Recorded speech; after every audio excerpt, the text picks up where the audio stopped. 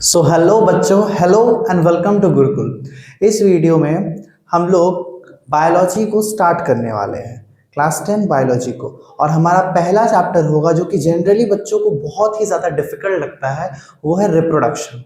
अब कुछ स्कूल्स में कुछ टीचर्स इन्हें अच्छे से नहीं समझाते हैं due to some kind of taboo और एंड ऑल, और बच्चे भी इन्हें पूछने में हिचकिचाते हैं। बट यहाँ पे हम इन कॉन्सेप्ट्स को एकदम अच्छे से क्लियर करेंगे ताकि आप लोग अपने बोर्ड में एकदम बढ़िया से परफॉर्म कर सको। तो चलिए समझते हैं। तो हमारा चैप्टर, जैसा कि मैंने कहा, रिप्रोडक्शन। ओके, तो रिप्रोडक्शन होता क्या है? रिप्रोडक्शन जहाँ तक हम लोग जानते हैं, रिप्रोडक्शन दो काइंड्स ऑफ होता है, सेक्सुअल, असेक्सुअल। और प्लांट्स में उस असेक्सुअल रिप्रोडक्शन को वेजिटेटिव भी कहते हैं। तो रिप्रोडक्शन दो टाइप का होता है, एक सेक्सुअल और एक असेक्सुअल। ठीक है, सेक्सुअल रिप्रोडक्शन क्या होता है? सेक्सुअल रिप्रोडक्शन में दो, एक मेल और एक फीमेल, दो पेरेंट्स इन्वॉल्व होते हैं और दोनों के गैमेट्स जो होते हैं, मतलब कुछ स्पेशल, अभी फिलहाल गैमेट्स को हमें समझेंगे, कुछ स्पेशल सेल्स, जो सेल्स आपस में अगर जुड़ते हैं तो एक नया ऑर्गेनिज्म फॉर्म होता है। तो ये सेक्सुअल रिप्रोडक्शन हुआ। और सेक्सुअल में क्या हुआ? एक सिंगल पेरेंट इन्वॉल्व रहेगा और उसके कैरेक्टर्स ही पास ऑन होंगे बच्चे को। ठीक है, तो यहाँ पे मेल और फीमेल का कॉन्सेप्ट नहीं है, यहाँ पे मेल और फीमेल का कॉन्सेप्ट है। तो हमें अभी सेक्सुअल रिप्रोडक्शन में हम लोग सिर्फ सेक्सुअल ही नहीं, हम लोग सेक्सुअल रिप्रोडक्शन इन ह्यूमंस पढ़ने वाले हैं। ठीक है, ह्यूमंस में कैसे होता है सेक्सुअल रिप्रोडक्शन, इस बात को हम लोग अभी समझने वाले हैं। तो देखते हैं।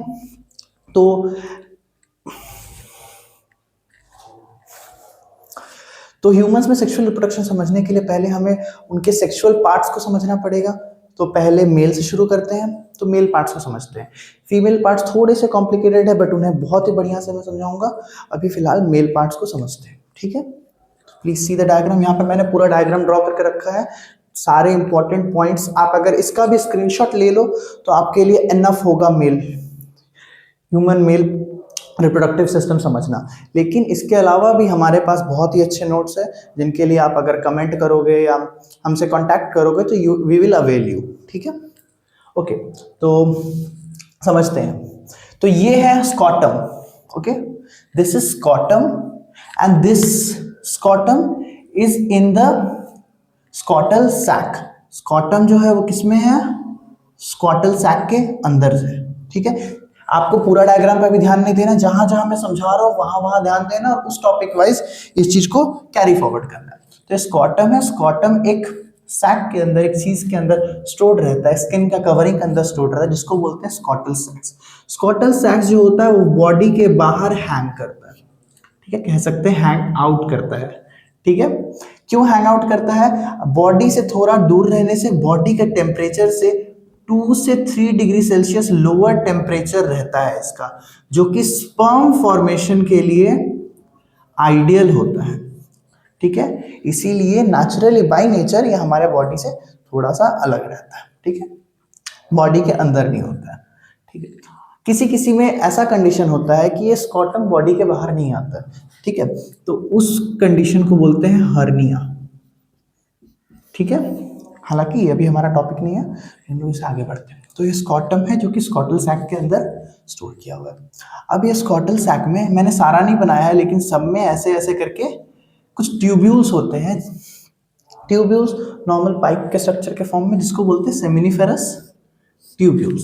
इन सेमिनिफेरस ट्यूब्यूल के फॉर्म में अगर मैं ऐसे करके ट्यूब को काटूं तो क्या दिखेगा? ये सिलेंडर है, इसको मैं ऊपर से काटूं और यहां से मैं देख रहा हूं तो क्या दिखेगा? एक सर्कल दिखेगा, राइट? तो सिमिलरली सेमिनिफेरस ट्यूब्यूल में क्या होते हैं? बहुत सारे छोटे छोटे सेल्स होते हैं, जिन सेल्स को क्या कहते हैं? इंटरस्टिटियल सेल्स। इनको और भी क्या कहते हैं? इनको कहते हैं लेडिक सेल्स। तो क्या समझा मैंने? स्कॉटम के अंदर स्कॉटल सैक, स्कॉटल सैक के अंदर स्कॉटम है, जो स्कॉटम में ट्यूब्यूल्स है, जिन्हें कहते हैं सेमिनिफेरस ट्यूब्यूल्स। अब ये सेमिनिफेरस ट्यूब्यूल्स जो है, इनके अंदर सेल्स होते हैं जिनको बोलते हैं इंटरस्टिटियल सेल्स या फिर लेडिक सेल्स। और ये क्या प्रोड्यूस करते हैं? ये प्रोड्यूस करते हैं टेस्टोस्टेरोन, जो कि मेल हार्मोन कहलाता है। ये एक इंपॉर्टेंट क्वेश्चन है। लेडिक सेल्स और interstitial cells produce the male hormone that is the testosterone. ठीक है, तो यहां तक हम लोगों ने समझ लिया। अब ये सेमिनिफेरस ट्यूब्यूल्स जो है एक स्पेशल टाइप का प्रोसेस करते हैं जिस प्रोसेस का नाम है स्पर्मेटोजेनेसिस, और इस प्रोसेस के थ्रू ये क्या बनाते हैं, स्पर्म्स बनाते हैं, स्पर्म्स। ध्यान रखिएगा, इसका भी हम लोग स्ट्रक्चर भी स्टडी करेंगे, पहले पूरे स्कॉटल को समझ लें, स्कॉटल को समझ लें। तो स्पर्म्स, ठीक है।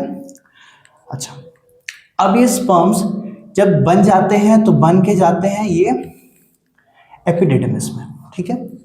एपिडिडमिस में ये 2 से 3 दिन तक स्टोर्ड रहते हैं। अगर नहीं दिख रहा हो तो भी मैं बता रीड कर दे रहा हूँ, this is epididymis, this structure जो टेलीफोन के कॉइल जैसा स्ट्रक्चर लग रहा है, ये है एपिडिडमिस। इस पे स्पर्म 2 से 3 दिन तक स्टोर रहते हैं। जब वो मैच्योर होते हैं और मोटाइल, मोटाइल मतलब मूव करने का कैपेबिलिटी, खुद से मूव करने का कैपेबिलिटी जब उनमें आ जाता है उतना समय तक ये स्टोर रहते हैं, ठीक है। उसके बाद एपिडिडमिस से ही जाते हैं वास डिफरेंस में, ठीक है। वास डिफरेंस के थ्रू ये जाते हैं। अब ये 3 ग्लैंड्स पड़ेगा इनके रास्ते में, ठीक है। तो पहला ग्लैंड पड़ता है सेमिनल वेसिकल, जो कि अपना सेक्रेशन इसमें मिलाता है। अभी सिर्फ स्पर्म है, मतलब दैट इज अ सेल, सिर्फ ये सेल है, ठीक है, और कुछ नहीं है। बस एपिडिडमिस ने सेल को मोटाइल बनाया, मतलब चलने फिरने मूव करने का कैपेबिलिटी बना दिया।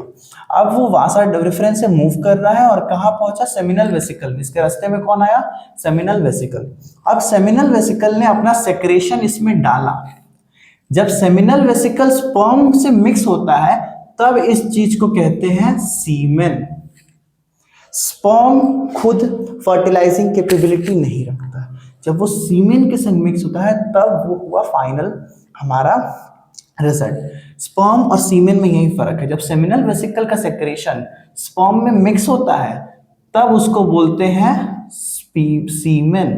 Sperm plus seminal vesicle secretion form semen. अब वो और 2 ग्लैंड से मिलता है, प्रोस्टेट ग्लैंड और बल्बोयूरेथ्रल ग्लैंड। ये 2 ग्लैंड्स का सेक्रेशन जाता है यूरेथ्रा में, ठीक है। डायग्राम पे प्लीज कोई हंसना मत। यूरेथ्रा में जाता है, ये हुआ यूरेथ्रा, क्या समझा हमने, ये हुआ यूरेथ्रा। अब ये यूरेथ्रा जहां से हमारे बॉडी में, मेल बॉडी में जहां से यूरिन निकलता है, सेम वही ट्यूब से, वही लोकेशन से क्या निकलता है, हमारा सीमेन भी निकलता है, right. Hope you understand it, है ना। तो यूरेथ्रा से क्या निकलता है, सीमेन भी निकलता है, और this structure is known as penis, ठीक है। तो उसके बाद सीमेन सीधा बॉडी के बाहर निकलता है। तो ये पूरा हम लोगों ने समझा। एक क्विक रिवीजन दे देते हैं इसको। इंटरस्टिटियल सेल्स कहाँ है, सेमिनिफेरस ट्यूब्यूल में। सेमिनिफेरस ट्यूब्यूल के अंदर होते हैं इंटरस्टिटियल सेल्स, जिसमें होते हैं, जिसको और क्या कहते हैं, लेडिक सेल्स कहते हैं। लेडिक सेल्स क्या प्रोड्यूस करते हैं, मेल हार्मोन टेस्टोस्टेरोन, ठीक है।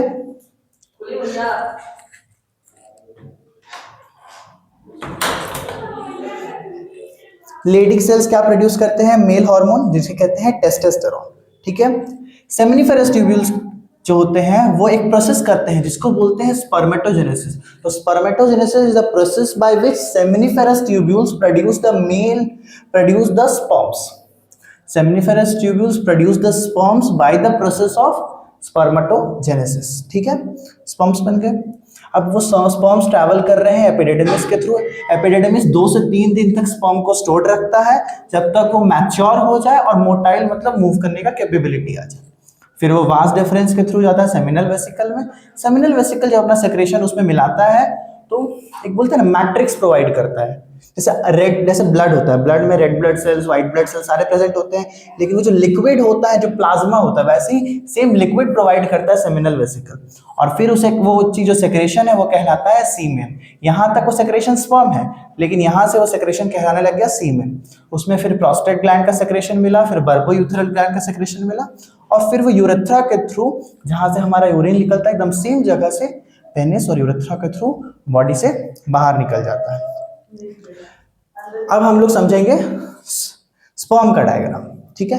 अभी तक हम लोगों ने पूरा तरह से मेल रिप्रोडक्टिव ऑर्गन को समझ लिया। अब जो मेल गैमेट्स है, sperm is what, sperm is the male gamete, ठीक है, इसका हम लोग डायग्राम समझेंगे। इसका एक और इंपॉर्टेंट क्वेश्चन, इसमें क्या क्रोमोसोम्स होते हैं? इसमें 22XY क्रोमोसोम होता है, ठीक है, 22XY। ओके, तो स्पर्म है, हम लोग समझेंगे स्पर्म का डायग्राम, ठीक है। तो ये स्पर्म का हेड है, हेड, बॉडी, टेल। हेड में बाहर के तरफ एकदम टिप के तरफ एक एक्रोसोम का लेयर होता है। एक्रोसोम एक एंजाइम होता है, जब स्पर्म पहुंचता है, ये एग सेल है, ये स्पर्म आया यहाँ पे, तो स्पर्म को इस एग सेल को छेद के अंदर जाना है, ठीक है, पियर्स करके अंदर जाना, तो उसके लिए यहाँ एक एंजाइम रिलीज करता है स्पर्म, जिस चीज को नाम है एक्रोसोम, ठीक है। उसके बाद उसके हेड के अंदर ही एक न्यूक्लियस होता है, और यहाँ माइटोकॉन्ड्रिया होता है। माइटोकॉन्ड्रिया स्पर्म को मूव करने का एनर्जी देता है, और पीछे टेल है जो कि लैशिंग मूवमेंट्स करके स्पर्म को आगे की तरफ मूव करने में हेल्प करता है।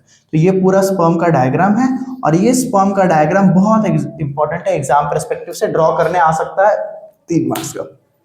तो हम लोगों ने पूरा मेल रिप्रोडक्टिव सिस्टम समझ लिया, अब हम लोग समझेंगे फीमेल रिप्रोडक्टिव सिस्टम। तो मेल रिप्रोडक्टिव सिस्टम तो हम लोगों ने समझ लिया, अब हम लोग कैरी फॉरवर्ड करेंगे विद फीमेल रिप्रोडक्टिव सिस्टम। कैसे उसमें सारे प्रोसेस होते हैं, कैसे एग बनता है, और फीमेल रिप्रोडक्टिव सिस्टम में ही हमारा फर्टिलाइजेशन होता है, ठीक है। तो ये सारे मेजर चीज़ें, मेंस्ट्रुअल साइकिल, ये सब चीज़ें हम लोग समझेंगे। तो शुरू करते हैं।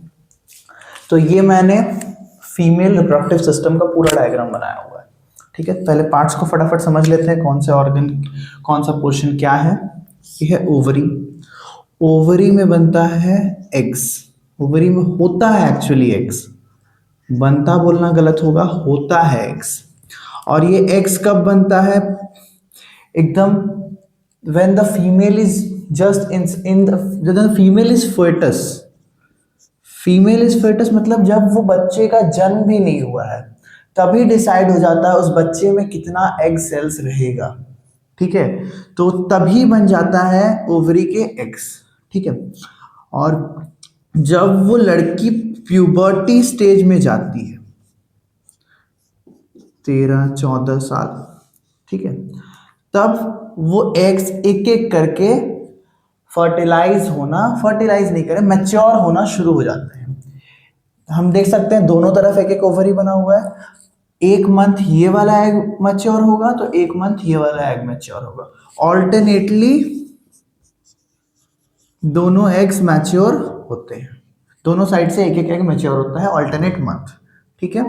अब ये एग जिस ट्यूब से पास कर रहा है, इसको बोलते हैं फैलोपियन ट्यूब या फिर oviduct. This is the very important location because this is where the fertilisation takes place, यहीं पे होता है फर्टिलाइजेशन, समझेंगे हम लोग, ठीक है। अच्छा, उसके बाद ये है यूटरस, ये पूरा चीज uterus, not this space, this whole thing is a uterus, ठीक है। This is ovary, oviduct or fallopian tube, this is uterus, and the inner walls or the inner lining of the uterus is known as endometrium, ठीक है। ये uterine wall भी कभी कभी कहते हैं, बट टू बी स्पेसिफिक ये endometrium होता है, ठीक है। यूटरस का ये पोर्शन हुआ सर्विक्स, और जहां सर्विक्स ओपन आउट होता है उसको वेजाइना बोलते हैं। वेजाइना में 2 फ्लैप्स होते हैं, लेसर लिप्स को बोलते हैं लेबिया माइनोरा, और लार्जर लिप्स को बोलते हैं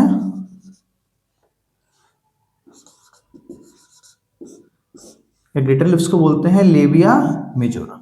minor means small, major means, ठीक है। यहाँ पे एक और ऑर्गन होता है क्लिटोरिस, ठीक है, जिसको इरेक्टाइल टिश्यू भी बोलते हैं, ठीक है। तो मेजर सारा चीजें मैंने ब्रेक डाउन कर दिया और समझा दिया, ठीक है। अब ये जो ओवरी का जो साइकिल है, इसे समझना बहुत जरूरी है, इसे हम लोग समझेंगे, ठीक है। तो female has a menstrual cycle, ठीक है। This menstrual cycle starts at about, I said puberty, 12 से 13 साल, ऊपर नीचे हो सकता है, इसमें मेंस्ट्रुअल साइकिल शुरू होता है। जिस एज में शुरू होता है, जब शुरू होता है मेंस्ट्रुअल साइकिल तो उसको बोलते हैं मेनार्क, और जब मेंस्ट्रुअल साइकिल खत्म होता है फीमेल में एक सर्टेन एज तक ही फीमेल इज व्हाट आई से रिप्रोडक्टिवली एक्टिव और सेक्सुअली एक्टिव, ठीक है। तो इस एज वो होता है 45 टू 50 ईयर्स। इस एज में मेंस्ट्रुअल साइकिल स्टॉप हो जाता है। बाकी 12-13 साल से लेके 45-50 साल तक हर मंथ मेंस्ट्रुअल साइकिल होता है, except when the woman is pregnant, ठीक है। मेंस्ट्रुअल साइकिल होता है और उसमें क्या होता है, एग मैच्योर होके आता है, ऑल्टरनेट ओवरी से आता है, कभी एक महीने इस ओवरी से आया तो एक महीने इस ओवरी से आया और आके यहाँ पे चिपकता है। उस पूरे प्रोसेस को हम लोग समझेंगे, मेंस्ट्रुअल साइकिल, मेनोपॉज, मेनार्क, दोनों समझ गए, ठीक है। अब ये पूरा मेंस्ट्रुअल साइकिल का डायग्राम बना हुआ है और ये जो ब्लू से बना हुआ है ये है ओवरियन वॉल, ओवरियन वॉल बोल रहा हूँ, यूटेराइन वॉल, ठीक है। और यूटेराइन वॉल को ही क्या कहते हैं, एंडोमेट्रियम, तो ये पूरा एंडोमेट्रियम है, दिस इज एंडोमेट्रियम, ठीक है। अब समझते हैं। तो मेंस्ट्रुअल साइकिल में 4 फेज होते हैं। पहला phase is the menstrual phase, दूसरा phase is the follicular phase, तीसरा ओव्यूलेटरी फेज, चौथा ल्यूटियल फेज। मेंस्ट्रुअल फेज में क्या होता है, मेंस्ट्रुअल फेज कुछ 3 से 5 दिन का होता है। ये डेट्स को थोड़ा सा मतलब है सही लिखा है, बस ये चीज पे ज्यादा फोकस करना है, इन डेट्स पे इग्नोर करना है, इन डेट्स पे फोकस करना है, ठीक है। ये डेट्स ही हैं एक्चुअली, जो नंबर ऊपर लिखा हुआ है, नीचे वाले डेट्स पे ज्यादा फोकस करना है। 3 से 5 दिन का मेंस्ट्रुअल फेज होता है, depending on body conditions and everything. किसी फीमेल में 3 दिन, किसी में 4 दिन, किसी में 5 दिन, तो होता है 3 से 5 दिन तक मेंस्ट्रुअल फेज होता है, जिसमें ये जो एंडोमेट्रियम लाइनिंग है ये शेड करता है, ठीक है। ये जो स्किन का लेयर है, स्किन नहीं कहेंगे, ये जो सेल्स टिश्यू का लेयर जो है ये लेयर शेड करता है और फिर से थिन होता है, ठीक है। तो इस चीज को फिर से वापस जब साइकिल में आएंगे तो पूरा समझ आ जाएगा। ये बस अभी समझना है कि ये शेड करता है या फिर जो टिश्यू और सेल्स जो है वो अलग होते हैं, वो झड़ते हैं, ठीक है, यहां से वॉल से हटता है। तो ये होता है मेंस्ट्रुअल फेज, ठीक है। इस ड्यूरेशन में जो फीमेल है वो ब्लीड करती है, ठीक है, फीमेल्स ब्लीड, टिश्यू, सेल, मास, ये सारी चीजें बहता है, तो it seems like that they are bleeding, but actually this all is just shedding out, ठीक है, okay, and this happens every month, okay। next is the follicular phase। Follicular phase में क्या होता है, फॉलिकल, अच्छा यहाँ पे हम लोग दोनों चीजों को लाइन से समझेंगे। यहाँ पे जो ये क्या है, ये हमारा एग है, ये हमारा एक्चुअली एग कह सकते हैं या भी फॉलिकल कहना ठीक रहेगा। ये हमारा फॉलिकल है जो कि कहाँ से निकला है, जो कि ओवरी से निकला है। ओवरी से फॉलिकल निकल रहा है, ये दोनों चीजें पैरेलली होता है। यहाँ ओवरी से फॉलिकल निकला और यहाँ एंडोमेट्रियम झड़ रहा है, शेड कर रहा है, दोनों चीज साथ साथ होता है। तो ये फॉलिकल यहाँ निकल रहा है, मैं दोनों चीजों को पैरेलली समझाऊंगा। फॉलिकल निकला है ओवरी से और एंडोमेट्रियम जो है झड़ रहा है। मेंस्ट्रुअल फेज में दोनों चीजें साथ साथ हो रहा है। फिर फॉलिकुलर फेज में क्या हो रहा है, ये फॉलिकल पे FSH और LH, फॉलिकल स्टिमुलेटिंग हार्मोन और ल्यूटिनाइजिंग हार्मोन, ये दोनों हार्मोन्स एक्ट करते हैं। एरो नीचे की तरफ है, मतलब ये दोनों इस पे एक्ट कर रहा है, तो ये दोनों इस पे एक्ट कर रहा है और फॉलिकल जो है वो मैच्योर हो रहा है, ठीक है। मैच्योर होके ये बन जाता है, ये मैच्योर होता है फॉलिकल, कौन से फेज में, फॉलिकुलर फेज में मैच्योर होके क्या बनता है, इस पे FSH और LH दो हार्मोन्स एक्ट करता है और क्या बनता है, ये बनता है ग्राफियन फॉलिकल, ठीक है, GRAAFIAN, Graafian follicle. Graafian follicle is the final stage, fully matured follicle.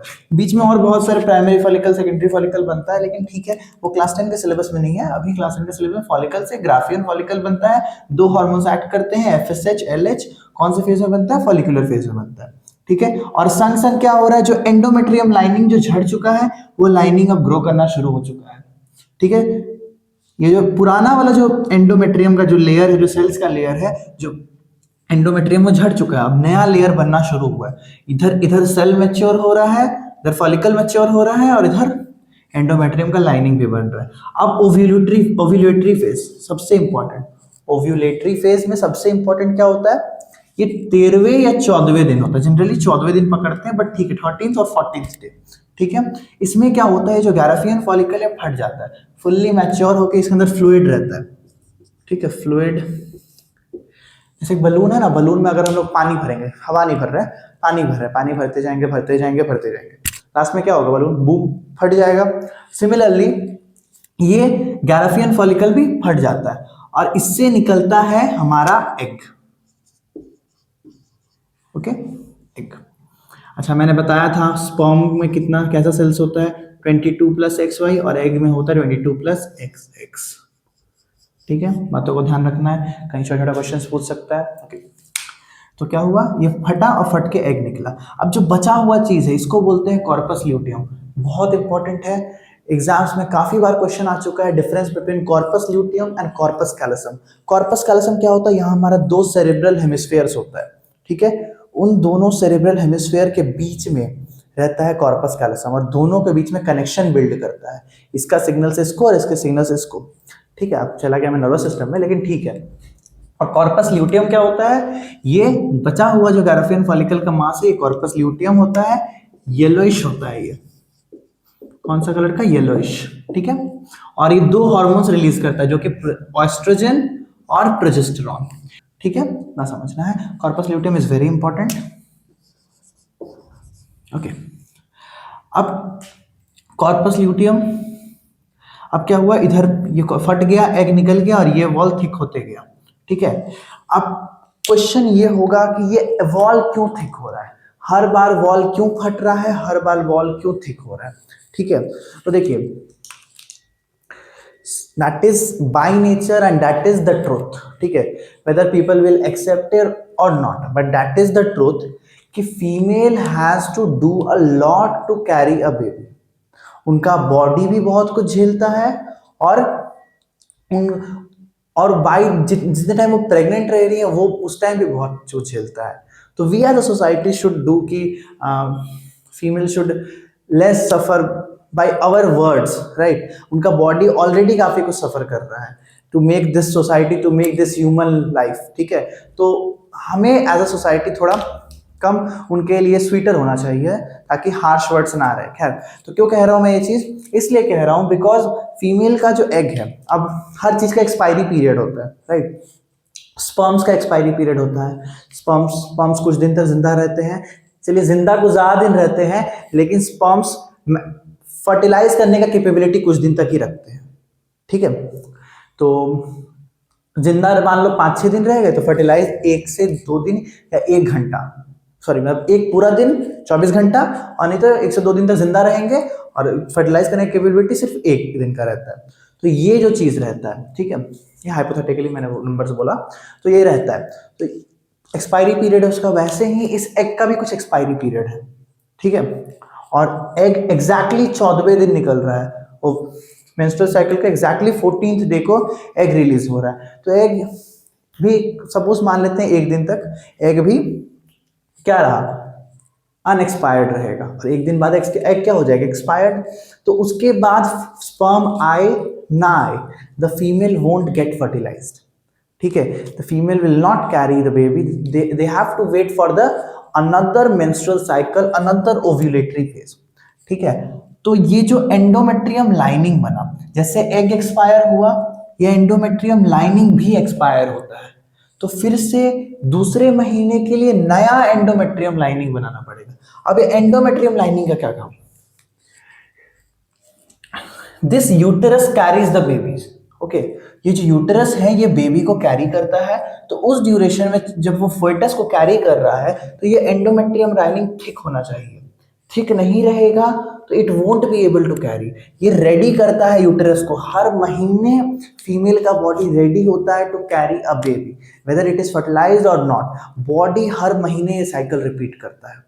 ठीक है, तो ये जो चीज़ है, ये जो एंडोमेट्रियम लाइनिंग है, ये एंडोमेट्रियम लाइनिंग थिक होता है हर महीने, एग हर महीने फर्टिलाइज होता है, सॉरी हर महीने बनता है, और फर्टिलाइज हुआ तो एंडोमेट्रियम लाइनिंग कांस्टेंट थिक रह जाएगा, और अगर नहीं फर्टिलाइज हुआ तो फिर से झड़ेगा और फिर से मेंस्ट्रुअल साइकिल में फिर से झड़ेगा, एंडोमेट्रियम लाइनिंग शेड करेगा, ब्लीड करेगा और फिर से अगले महीने बनेगा।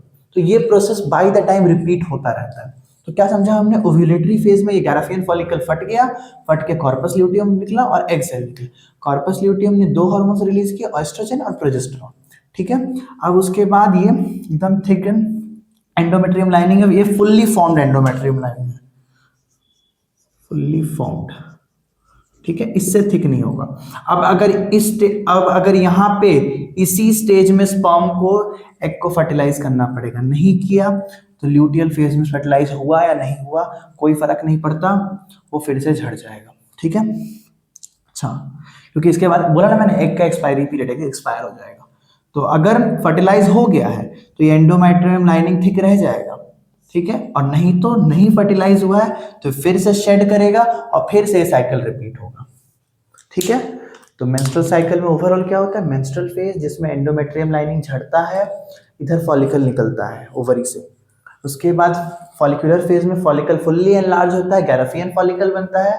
फिर ओव्यूलेटरी फेज में ये गैराफियन फॉलिकल फट जाता है, कॉर्पस ल्यूटियम बच जाता है जो दो हार्मोन्स रिलीज करता है और एग रहते हैं।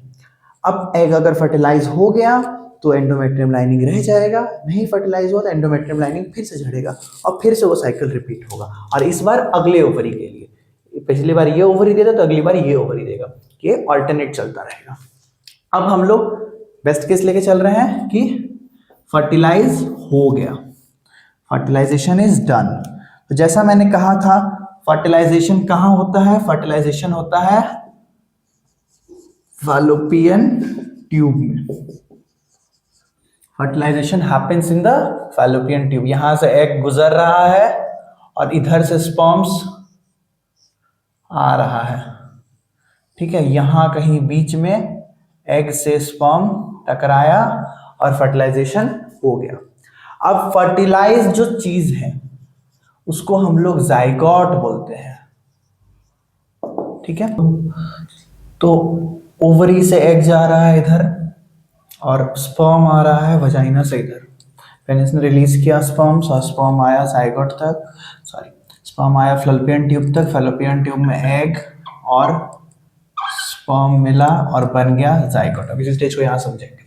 तो फर्टिलाइजेशन क्या होता है, fertilisation is the process by which sperm and egg fuses to form our zygote. ठीक है, स्पर्म में 22 प्लस XY, एग में 22 प्लस XX, दोनों सेल्स फ्यूज किया और क्या बन गया, जाइगोट, जिसमें 44 प्लस XX होगा अगर फीमेल हुआ, 44 प्लस XY होगा अगर वो मेल हुआ। ठीक है, तो ये दोनों सेल्स हैप्लॉइड रहता है और जो जाइगोट होता है वो डाइप्लॉइड होता है। ठीक है, हमारे बॉडी के सारे सेल्स डाइप्लॉइड होते हैं। अच्छा, सिर्फ गैमेट्स को छोड़ के। फर्टिलाइजेशन होता है फैलोपियन ट्यूब में जहाँ पे स्पर्म और एग मिलके बनता है जाइगोट। ठीक है, अब जाइगोट जैसे जैसे इधर से इधर आ रहा है वैसे वैसे जाइगोट क्या होता है, डिवाइड होते रहता है। रास्ते में मोरुला बना, फिर ब्लास्टोसाइस्ट बना, और ब्लास्टोसिस्ट जो होता है क्या है, मोरुला ब्लास्टोसिस्ट क्या है, सिर्फ वो सेल्स मल्टीपल टाइम्स डिवाइड होके बना है। ठीक है, अब वो ब्लास्टोसिस्ट जाके इम्प्लांट होता है कहाँ पे, एंडोमेट्रियम पे। एंडोमेट्रियम पे जाके ब्लास्टोसिस्ट चिपक गया।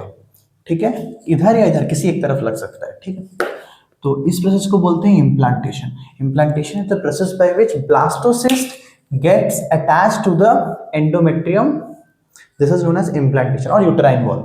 ठीक है, जब इम्प्लांटेशन होता है तब women is term to be as pregnant. जब तक इम्प्लांटेशन ना हो, चाहे फर्टिलाइजेशन हुआ हो या नहीं हुआ हो, the women is not termed as pregnant.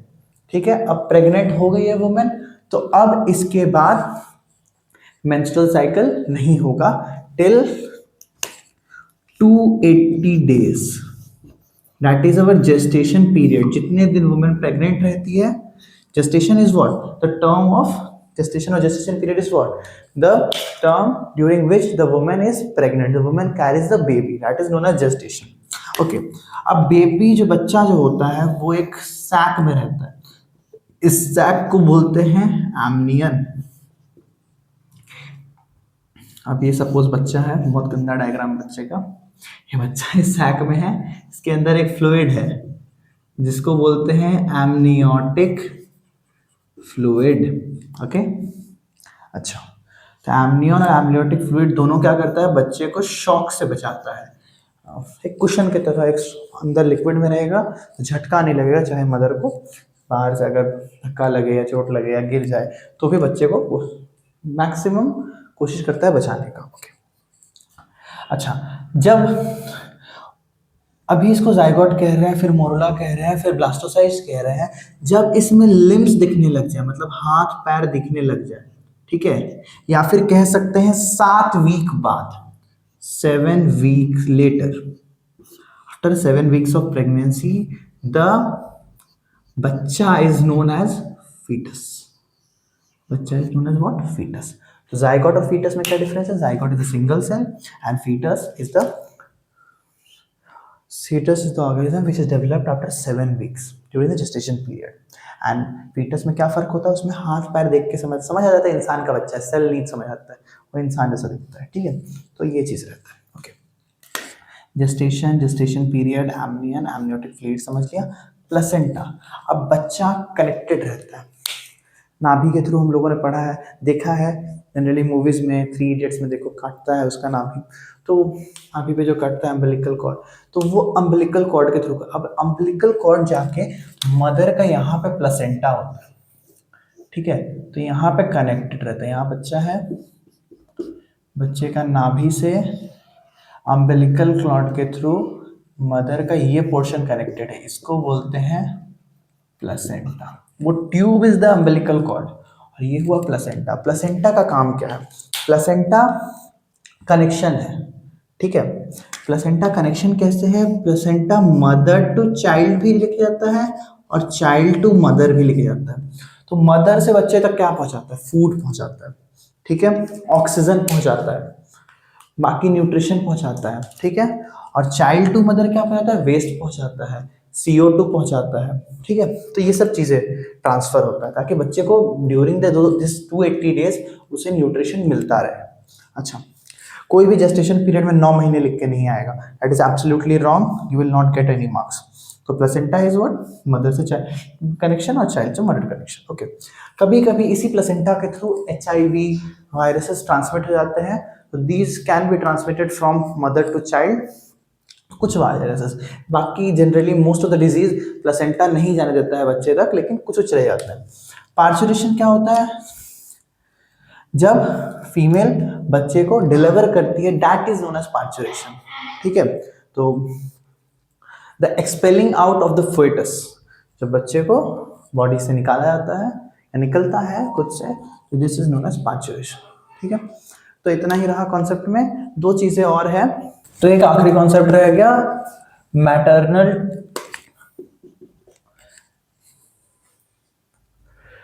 एक आखिरी कॉन्सेप्ट रह गया मैटरनल ट्विंस और फ्रैटर्नल ट्विंस। मैटरनल ट्विंस को आइडेंटिकल ट्विंस भी कहते हैं या मोनोजाइगोटिक भी कहते हैं।